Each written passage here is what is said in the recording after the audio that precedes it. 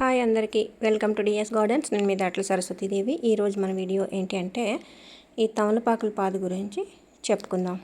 ఇది నాకు ఒక చిన్న కొమ్మ ద్వారా వచ్చింది. ఇది కొమ్మ బతుకుతుంది, వేర్లతో ఉన్న ఒక బ్రాంచ్ కూడా తీసుకెళ్ళి వేస్తే బతుకుతుంది. కొమ్మలకు కూడా వేర్లు ఉంటాయి, ఆ గుంపుల్లాగా ఉండి వేర్లు ఉంటాయి అన్నమాట. అక్కడ కట్ చేసి పట్టుకెళ్ళి పాతుకుంటే బతుకుతుంది. చాలా రోజుల కిందట వచ్చింది నాకు. చూడండి ఇప్పుడు ఎంత బాగా వచ్చిందో. ఇంకో విషయం ఏంటంటే ఈరోజు మన వీడియో ఎన్నిసార్లు ఎడిటింగ్ చేశానో చాలా ఇబ్బంది అయిపోయింది, అందుకే వీడియో పెట్టడం లేట్ అయిపోతుంది. ఈరోజు మన వీడియోలో నాకు యూట్యూబ్లో వచ్చిన కొన్ని మెసేజ్లు అయితే స్క్రీన్ షాట్ తీసి ఉంచాను, అవి మీకు పెడతాను. వాటికి అర్థాలు ఏంటో చెప్పండి. నాకు అవి ఏంటో అర్థం కాక చాలా వీడియోలు డిలీట్ చేశాను. అలా వీడియోలు డిలీట్ చేయకూడదంట, అందుకే గ్రోత్ తగ్గిపోయింది. ఈ యూట్యూబ్లో ఏవో ఆప్షన్స్ ఉంటాయట, అవి మనం క్లియర్ చేసుకోవచ్చు అంట. అవి నాకు తెలియక నేను వీడియోలు డిలీట్ చేయవలసి వచ్చిందన్నమాట. ఇంకా అవేంటో మీకు ఇప్పుడు చూపిస్తాను, చూడండి. పక్కన వేస్తున్నాను చూడండి. ఫస్ట్ ఇలా వచ్చింది ఎల్లో సింబలు, అదేంటో తెలియక చాలా వీడియోలు డిలీట్ చేశాను. ఇది కూడా నోటీస్ అని ఇలా వచ్చింది, ఇది కూడా భయం వేసి డిలీట్ చేశాను. ఆ తర్వాత ఇగో ఈ రెడ్ది వచ్చింది ఒక వీడియోకి, ఇదేంటో కూడా తెలియక చేశాను. అలా ఏమేమో వస్తూ ఉంటాయి, మనం రోజు వీడియోలు చెక్ చేసుకుంటూ ఉండాలి. వేలల్లో వీడియోలు చేసినప్పుడు ప్రతి వీడియో చెక్ చేసుకోవడం కష్టం కదా. ఒక్కొక్కసారి యూట్యూబ్ నుంచి నోటిఫికేషన్ వస్తుంది, ఒక్కొక్కసారి రావట్లేదు అన్నమాట. అది ప్రాబ్లము. చూసుకోకపోతే ఛానల్ పోతుంది. ఇంకా ఈరోజు వీడియోలో లైవ్లో మాట్లాడాను, చాలా సౌండ్లు పడినాయి, అందుకని అది తీసేసి మళ్ళీ నేను వాయిస్ ఓవర్ ఇస్తున్నాను. రోజు ఇలాగే చెప్తున్నారు సోదిలాగా, బాగోట్లేదని మీకు ఎవరికైనా అనిపించవచ్చు. మరి ఏం చేయడం, విపరీతమైన సౌండ్లు పడితే ముందు చూపించాను కదా, అవి వస్తున్నాయి సౌండ్లు, పాటలు ఇలాంటివి ఏమైనా పడితే, అందుకని ఇలా చేయవలసి వస్తుంది. ఇటుపైన కొంచెం జాగ్రత్తగా చేయడానికి అయితే ప్రయత్నిస్తాను. ఇంకా మన గార్డెన్ చూశారు కదా, మన కెలోడియం మొక్కల వీడియో పెట్టినప్పుడు చాలామంది బాగా చూశారు, చాలా మెసేజ్లు అయితే వచ్చాయి, చాలా సరదా పడ్డారు. ఇంక గార్డెన్ అంతా అలాగే ఉంది, చాలా గ్రీన్గా పచ్చగా భలేగా ఉంది. కాకపోతే వీడియో చేయడానికి చిన్న చిరుజల్లులు పడుతున్నాయి.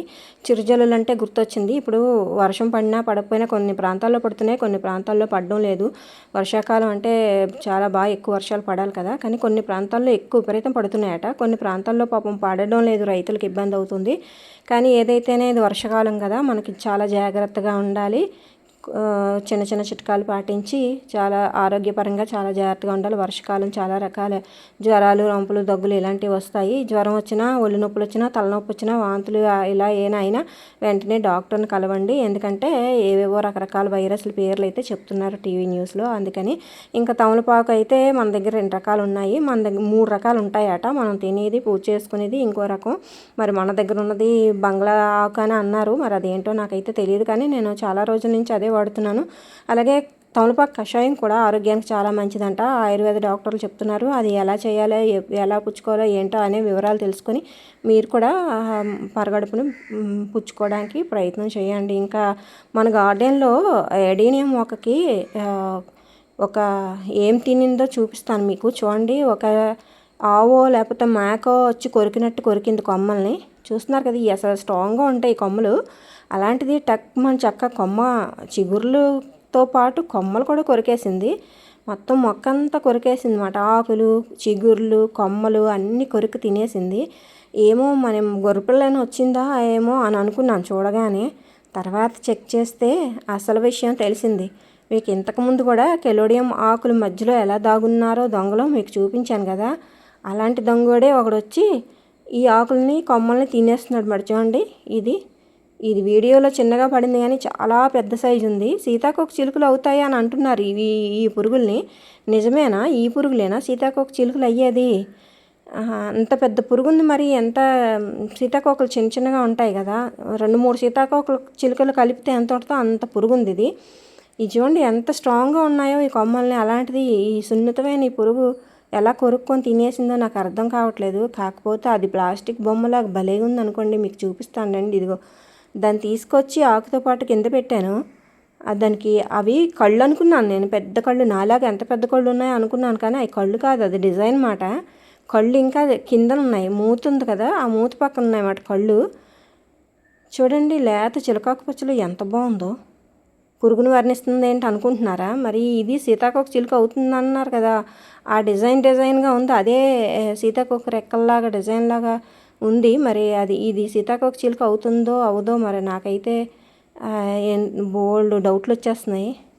చూడండి, ఇది నిజంగా సీతాకోక చిలుక అవుతుందా? ఎంత పెద్ద పురుగు ఉంది కదా, ఇంత పెద్ద పురుగు సీతాకోక చిలుక అయితే పెద్ద సీతాకోక చిలుక అవ్వాలి కదా. చూశారు కదా ఎంత అందంగా ఉందో, భలేగా ఉంది కదా.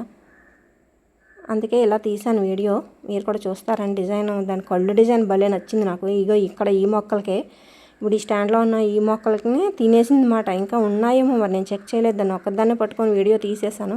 తర్వాత దూరంగా పడేయమన్నా అనమాట. ఎందుకంటే అలాంటి పురుగుల్ని మనం చంపకూడదు, ఎందుకంటే సీతాకోక చిలుకలు అవుతాయేమో కదా. తినింది మంది ఒక మొక్కే కదా, లాస్ ఏముందిలే అని. అలా అనకండి, గార్డెన్ అంతా పాడు చేసేస్తే అన్నారు కిందసారి ఎవరో కానీ. ఓకేనా, వీడియో నచ్చిందా? లైక్ చేయండి మరి. Okay, bye.